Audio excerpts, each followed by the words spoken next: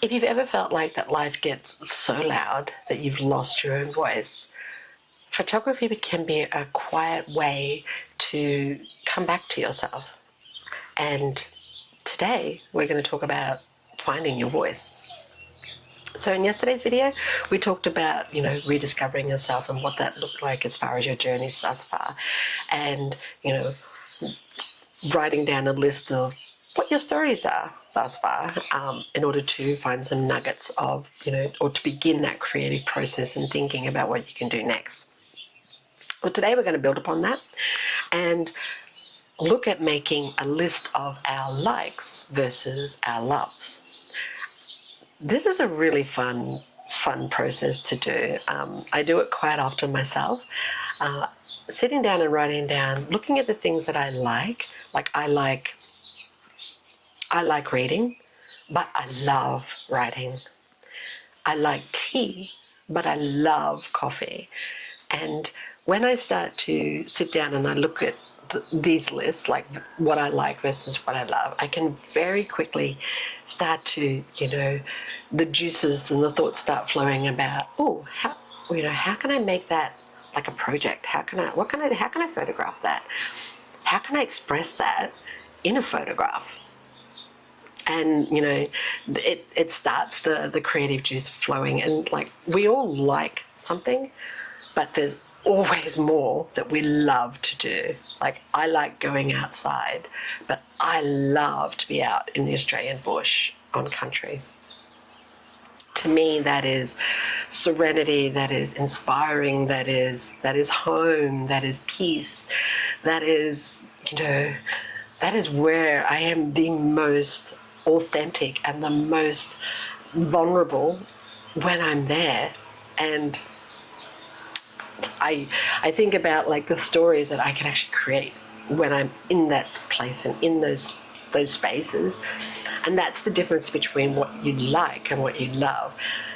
When you love something so much, or when you love doing something so much, it's very, very easy to, want to think about ways to express that in a photograph and start to think about, well, how can I?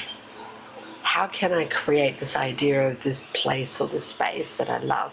How can I love tea and I love coffee. How can I photograph coffee in a way that shows it not just as a coffee in a cup, but as something that is, delicious and warm and rich and, all this type of stuff. So yes, go away and start to write a list about the things that you like versus the things that you love. The second thing I want you to think about is, what's your personality type?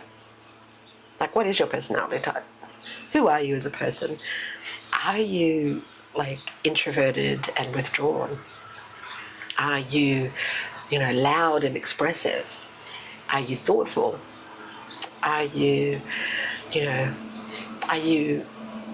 does art inspire your creativity, or do you love art? Are you the type of person that loves to get ideas from, creative shows? Or, what is your personality type? Do you hold a lot of empathy for people? Do you hold a lot of empathy and love for yourself? When you know what your personality type is, then that also then helps to go on to step number 3, which is, what emotions do you want to explore in your photography, or in this, this part of trying to, rebuild your creative ideas and thought processes? What is the emotion you want to explore? Do you want to explore happiness?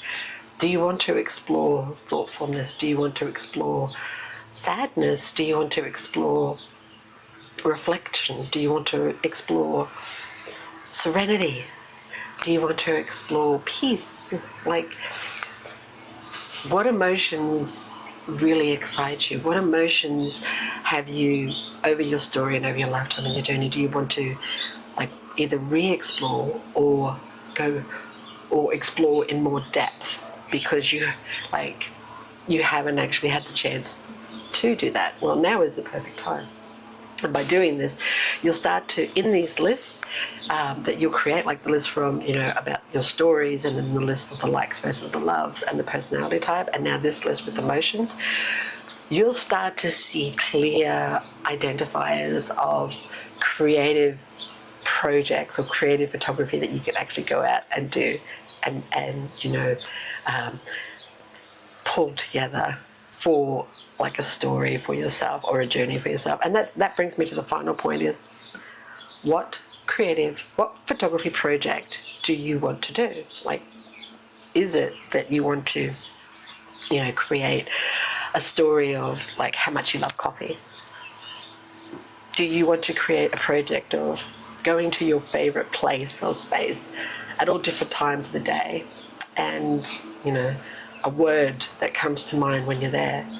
Do you want to create, some self-portraits of you in experiencing these different emotions and what that actually looks like for you? Like, what type of photography project would you love to have the chance to go and explore or to create for yourself?